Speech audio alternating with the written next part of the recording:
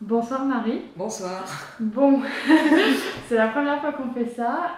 Du coup, nos auditeurs doivent être un peu perdus, mais on est venu donc à votre rencontre chez vous à Lyon cette fois pour enregistrer un petit complément d'épisode. Parce que suite à ce premier enregistrement, on a trouvé qu'on n'avait pas assez creusé certains sujets. Donc, nous revoilà C'est pour une reparti. suite. Donc, on a parlé de beaucoup de choses dans le premier enregistrement. On a parlé de l'enseignement, on a parlé de la place de la femme dans le sport, on a parlé du modèle économique, on a parlé de nombreux sujets. Mais il y avait notamment une question, on va rentrer dans le vif du sujet assez rapidement. Il y avait une question qu'on ne vous a pas posée parce que ça ne s'est pas présenté à ce moment-là.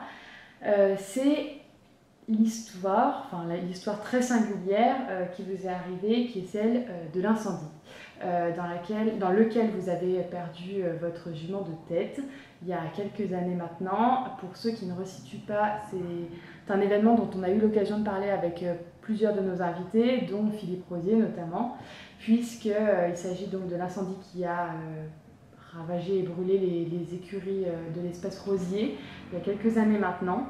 Donc on aimerait bien que vous nous en parliez parce que ça a dû être un événement évidemment très difficile à vivre et surtout comment est-ce que vous êtes reconstruite après ça? Alors, oui, c'était vraiment quelque chose de traumatisant et marquant. J'avais 21 ans, je sortais des Jeunes Cavaliers et je rentrais en équipe de France senior. J'avais eu l'occasion de faire La Baule, Bercy, enfin vraiment, j'avais une jument assez incroyable qui avait de l'âge et un autre cheval de Grand Prix, Cabri-Ibarra. Donc c'était Si Joli et Cabri-Ibarra. Et mes chevaux allaient 2 fois par an à la clinique de Grosbois pour faire un check-up. Et comme le check-up s'est terminé très tard, ma groom ne voulait pas redescendre jusqu'à Marlieu, donc les écuries de Hubert Bourdi. Et elle me dit, je vais prendre 2 box chez Rosier, et comme ça je pars très tôt demain matin. Et je lui dis, bah, très bien, fais comme ça, enfin il n'y a aucun problème. Donc les chevaux avaient fait leur check, Si Joli, 18 ans, 16 ou 18 ans, j'ai un trou de mémoire, mais était en pleine forme, enfin c'était vraiment un rock. L'autre cheval aussi. Et donc le feu a pris en pleine nuit à cause d'un problème électrique, un solarium, un solarium défaillant. Donc c'était un Barnes et mes chevaux étaient là pour une nuit. Donc voilà, c'était le destin, c'était horrible. Et en fait le matin, j'ai entendu à 6 heures du matin la voix de mes parents chez Hubert, dans la maison. Donc mes parents, il faut savoir qu'ils habitent à Marseille. Donc voilà. Et là, j'ai eu très très peur quand j'ai entendu leur voix parce que j'ai cru qu'il était arrivé quelque chose à mon frère ou ma soeur. Et en fait, quand je suis descendue, mes parents, mon père était en pleurs, il n'arrivait pas à me parler et c'est ma mère qui me disait il n'y a plus de chevaux. Et elle n'arrivait plus à parler non plus, elle pleurait et je ne comprenais pas et je demandais où était ma groom Ben. Et je disais mais Ben, comment elle va? Mais je ne comprends pas, qu'est-ce qu'il y a? Et puis là, ils ont réussi à m'expliquer, il y a eu le feu aux écuries et les chevaux sont morts. Donc là, le choc, mais enfin choqué. J'arrivais plus à parler, je comprenais pas, je voulais pas comprendre. Et une fois le choc passé, la douleur. Alors encore une fois, je veux dire, c'est évidemment il y a des gens à qui il arrive des choses bien plus graves. Mais voilà, quand on a 21 ans, qu'on est une jeune fille, qu'on aime ses chevaux, enfin le monde s'écroule. Et ça a été très très dur à me reconstruire après. Hubert m'a prêté quelques chevaux à monter. Après, nous avons fait l'acquisition de d'autres jeunes chevaux et j'avais l'impression de trahir les miens si je les aimais. C'était un peu bizarre comme sentiment, j'arrivais pas à m'attacher. Je me disais, c'est pas possible. Je peux pas les aimer, j'ai pas le droit, je trahis les autres. Et je me suis vraiment retrouvée au fond du trou. J'ai mis très longtemps à me reconstruire, à retrouver les bons chevaux, quelques achats un peu malheureux, et jusqu'à Ice Danker. Voilà, une petite jument de 6 ans, Alzane, un coup de foudre. Et c'est elle qui m'a vraiment réouvert le cœur sur mes chevaux. Comment on fait quand on a 21 ans, qu'on est en train de construire sa carrière et on sait combien c'est difficile aussi de construire une carrière, d'avoir les bons chevaux, de les garder, de les faire performer? Comment on fait quand on repart de zéro comme ça? Ben, on travaille, on recommence. Après, voilà, il y a une histoire financière, donc l'assurance, mon père s'est battu vraiment contre les assurances, hein. Bien sûr, rien, absolument rien contre les rosiers. Il n'y était pour rien, c'était un drame immense pour eux. Et donc mon père a eu gain de cause pour une certaine somme, mais on est très très loin des sommes de chevaux de Grand Prix.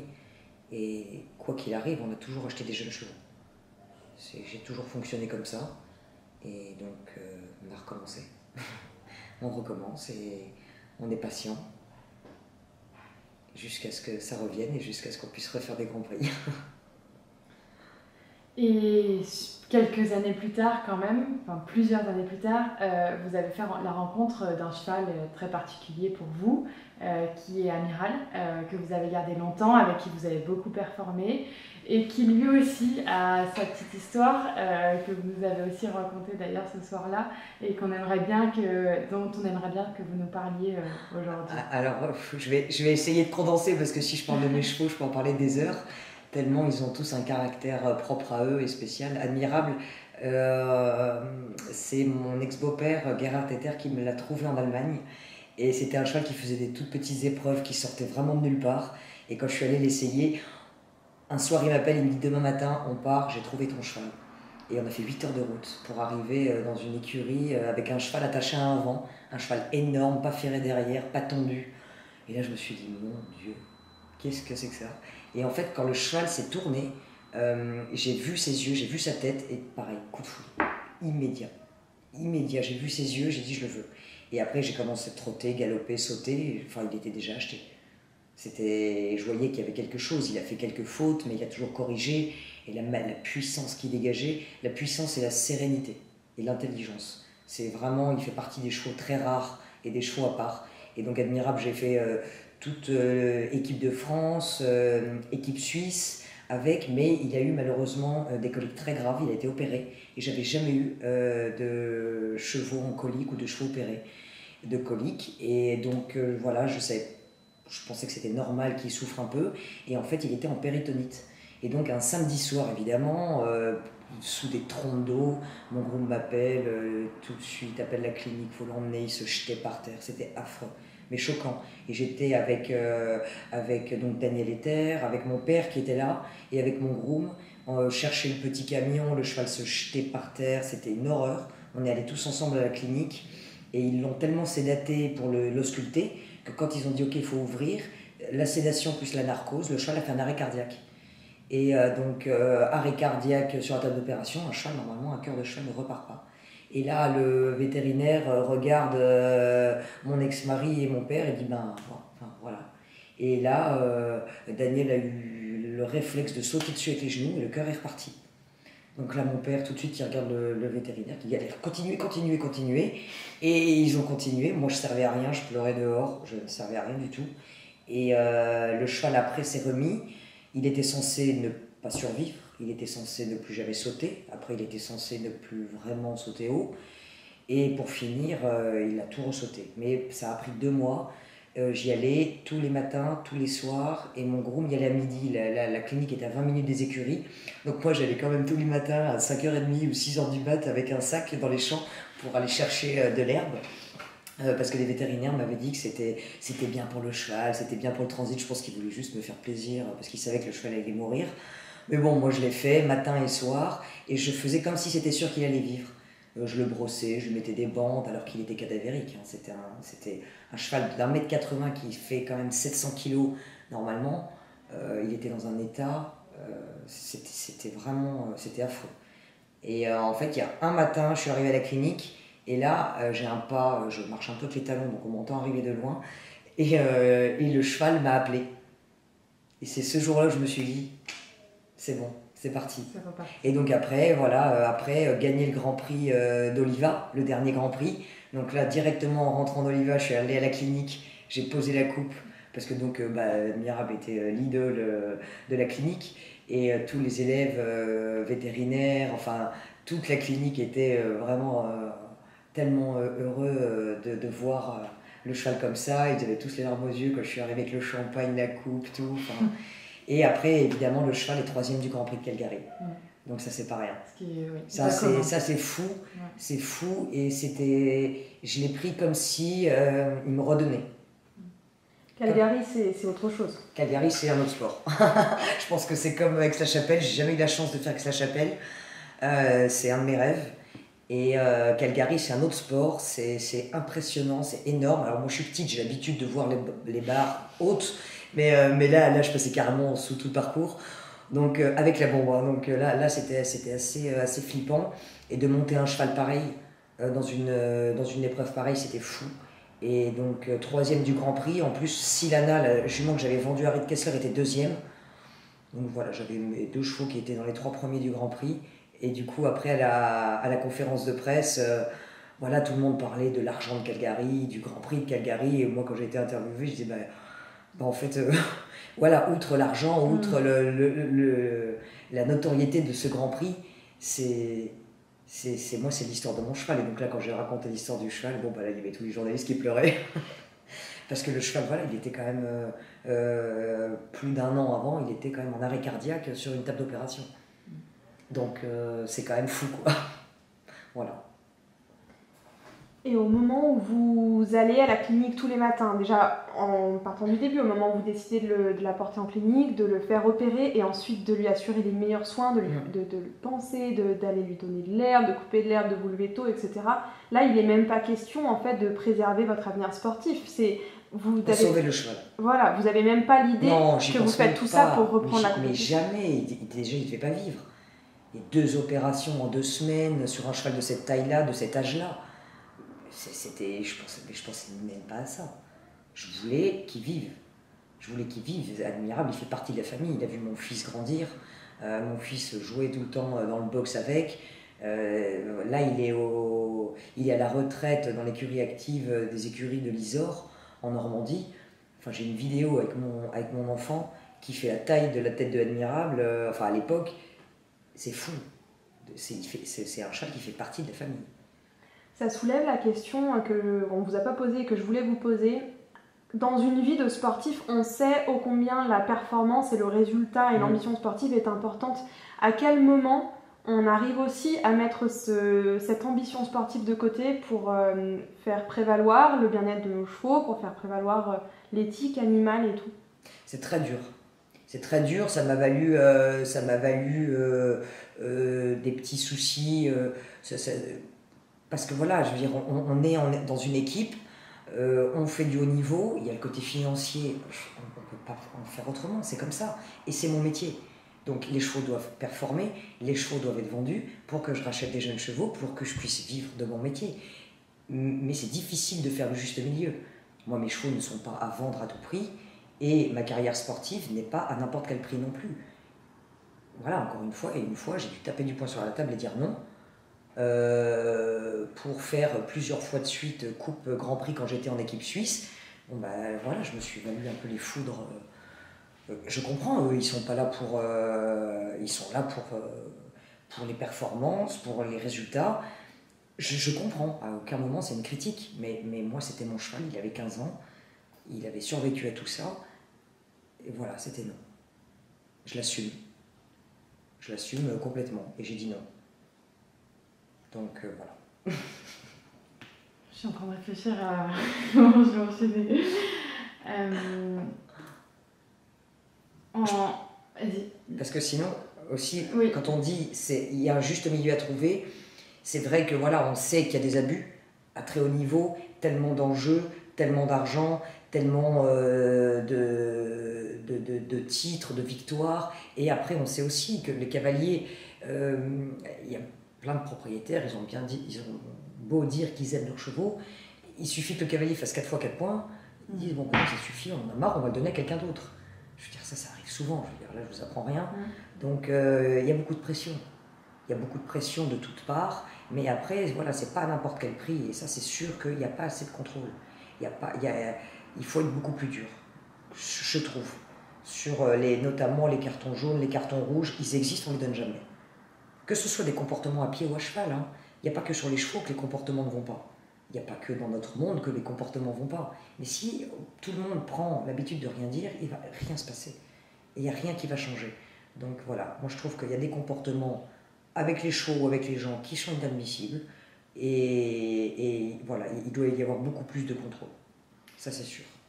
Je vais m'approcher du coup petit à petit de la question du système économique, parce que vous y venez un peu.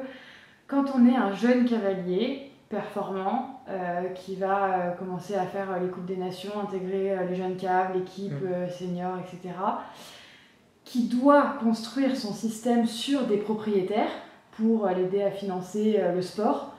Comment est-ce qu'il trouve le juste milieu justement entre préserver la santé des chevaux et la pression qu'il peut avoir de la part de ses propriétaires, de la part de ses sponsors, des gens qui l'entourent, qui sont là pour le sport finalement? Déjà, préserver la santé des chevaux, ça passe d'abord par la qualité de son équitation. Parce que mieux on monte, moins on fait transpirer les chevaux et moins on les fait souffrir. Ça, c'est indéniable. Donc, et après, je veux dire, des soins de base, un confort de base. Je ne parle pas du tout de choses qui coûtent vraiment de l'argent. On ne parle pas des nouveautés, des trucs. Les chevaux, ils ont 4 pattes, 2 oreilles et une queue depuis toujours. Et à la fin, les soins de base, ce sont les mêmes depuis toujours. Donc une bonne alimentation, un bon box, un grand box, la bonne paille, sortir beaucoup dehors, beaucoup au pré. Voilà, il n'y a pas besoin de chichi, il n'y a pas besoin de choses incroyables, mais c'est surtout après la qualité de l'équitation, la qualité des terrains évidemment. Ça c'est obligatoire de nos jours. Et après savoir cibler un petit peu les concours, faire un programme. Il y a beaucoup de gens qui n'ont pas trop de plans à long terme. Je vois beaucoup, ils voient trop à court terme. Il faut toujours se mettre des objectifs, court terme, moyen terme et long terme, et faire des comptes à rebours en arrière. Et se dire, maintenant on fait comme ça. Après, c'est aussi de une communication avec les propriétaires.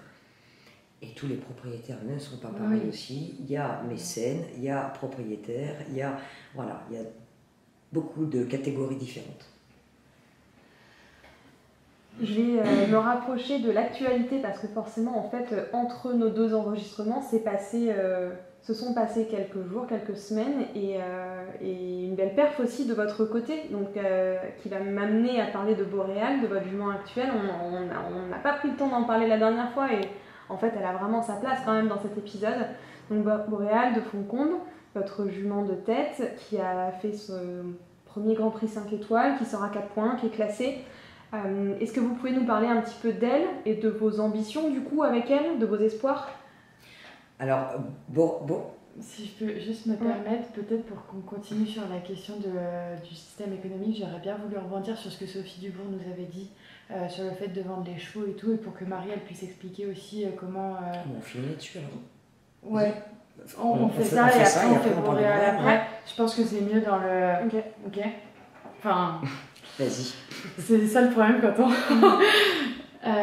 je voulais aussi rebondir sur une interview qu'on a faite il y a très longtemps maintenant, il y a presque 2 ans, qu'on avait enregistrée avec Sophie Dubourg, qui nous disait que c'était très difficile pour un jeune, notamment, je reviens un peu à cet exemple-là, quand il a un bon cheval, un super bon cheval pour aller faire les grands prix et qu'on lui en propose une certaine somme d'argent, finalement, ils sont quand même plutôt obligés de les vendre pour essayer de construire un système. Est-ce que vous, Marie, vous avez été dans ce cas-là? Comment est-ce que vous l'avez construit vraiment votre système et aujourd'hui, sur quoi est-ce qu'il repose? Alors, premièrement, il repose sur une famille de connaisseurs et une famille avec des moyens suffisants pour me mettre le pied à l'étrier. Donc j'avais, on va dire, pour schématiser, un budget de Formule 3 pour faire de la Formule 1. Mais c'est déjà très très bien, il y en a plein qui ne l'ont pas, la plupart. Donc c'était fantastique. Beaucoup investi d'abord dans les stages, justement pour que j'apprenne à monter, pour que j'apprenne à gérer tous ces chevaux-là, toujours dans les meilleures maisons. Et après, toujours acheter des jeunes chevaux, les faire vieillir et les vendre. Là, vous parliez des jeunes cavaliers, comment ils font, jeunes ou moins jeunes, on fait tous pareil. Oui. Moi, j'ai les reins assez solides pour me permettre que mes chevaux ne soient pas à vendre, mais on peut les acheter. C'est une grosse différence. C'est-à-dire que je les vends si vraiment j'ai un client en face qui arrive avec l'argent suffisant et aussi un client qui me plaît. Je ne vends pas mes chevaux à n'importe qui, à n'importe quel prix. Ça m'est déjà arrivé de refuser une énorme somme à un cavalier parce que je ne pouvais pas, décemment, je ne pouvais pas imaginer mon cheval. Mais encore faut-il se le permettre. Mais j'ai à chaque fois vendu. Une de l'Autun est partie chez Jennifer Gaze, c'est Harris Walder qui la monte. Reed Kessler avait fait l'acquisition de Silana, elle a fait les jeux avec. Silana, je l'ai acheté, elle faisait de la 135. Donc voilà, c'est des chevaux qu'on forme. Soit c'est des jeunes chevaux, soit comme Silana, c'était 8 ans, ou Casting aussi, je l'ai acheté fin de 8 ans, mais c'est des opportunités. Sinon, de nos jours, j'ai le budget pour acheter entre 3 et 5 ans des vrais chevaux d'avenir. Parce que les vrais chevaux d'avenir, c'est rare qu'ils passent à travers maintenant. Il y a encore des exceptions, il y a encore des coups de bol, mais voilà. J'en ai déjà eu quelques-uns, des coups de bol.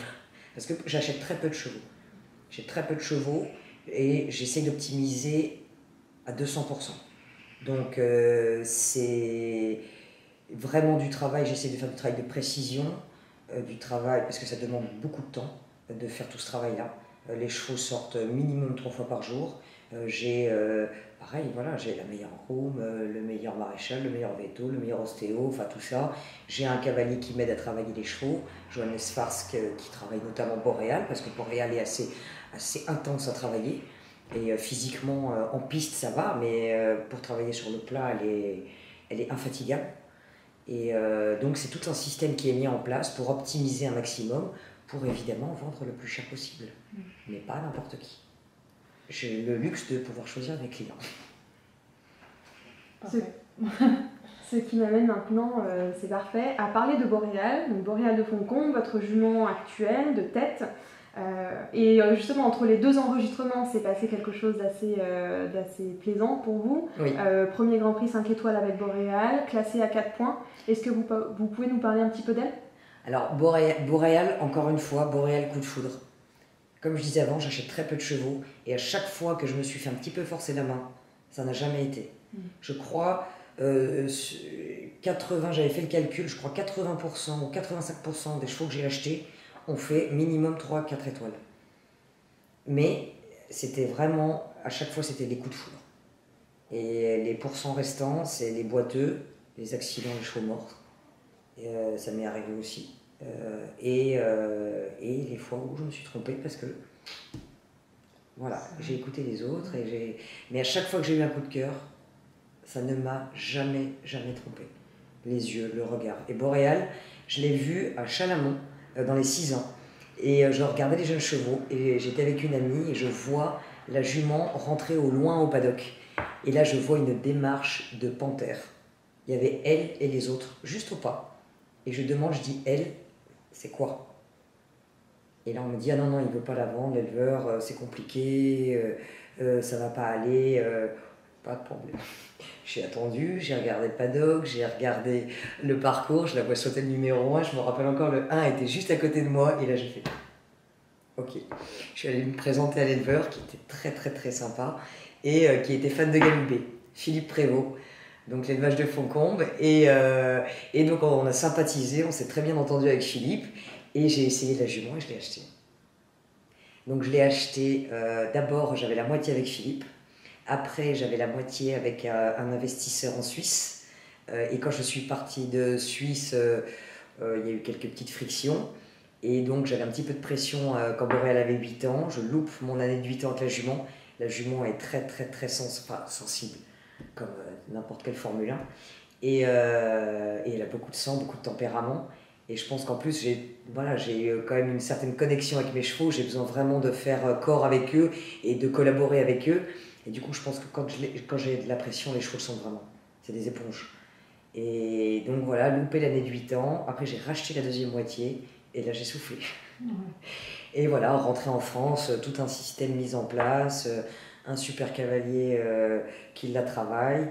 On essaye de faire un plan. Alors après, l'année dernière, un peu compliqué, comme pour tout le monde. Et là, je suis très contente. J'étais déçue du 4 points parce qu'elle ne méritait pas. J'avais fait 4 points, j'avais classé la grosse sans faute jeudi. Elle classe quand même, elle est dans les points ranking vendredi avec 4 points parce qu'elle est toujours très vite. Elle fait une bonne faute sur cette palanque, la palanque blanche antérieure.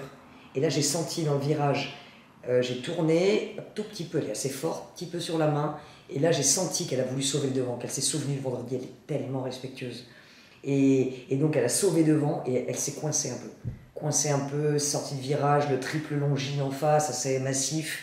Et voilà, et pas assez bien monté, pas assez souple, pas assez stable dans le virage et 4 points. Mais le reste montre qu'elle a des moyens et une capacité à encaisser des parcours qui est hors norme. Qualité, respect, moyens, envie et physique. Elle est en béton armé. Elle est infatigable, elle est en béton armé, elle est incroyable. Et donc tout ce côté que j'avais du mal à gérer, maintenant il commence à être de mon côté. Je vais avoir une dernière question. Vous nous parliez justement tout à l'heure de l'importance d'avoir un plan à moyen long terme. Et du coup, avec Boréal, c'est quoi le plan à moyen long terme? Alors, court terme déjà, c'est on a le Grand National de Cluny. Comme je fais partie de l'équipe Equivalé, je représente le Grand National de Cluny. Donc là, j'ai vraiment à cœur de performer dans le Grand Prix. Je ne sais pas encore si je vais avoir 2 ou 3 chevaux. Et après, on a une semaine de pause. Grimaud, 4 étoiles. Une semaine de pause Villers-Vicomte. Après, il faut que je trouve encore un concours pour travailler un petit peu. Et Valence, 4 et 5 étoiles. Parce que le programme à moyen long terme, en fait, on est passé du plan A au plan B assez rapidement à cause de la Rhino. Donc le Covid l'année dernière, la Rhino, je ne suis pas allée à Valence. Et après, tous les concours annulés. Parce que j'avais dans la tête, en disant la jument est tellement bonne, si j'arrive à faire un bon plan, et si j'arrive à optimiser tout comme il faut, vu qu'il y avait les championnats d'Europe et les Jeux, je me disais qu'il y a quand même une carte à jouer. Parce que la jument, plus elle saute, mieux elle saute. Tout un championnat, c'est une jument de championnat.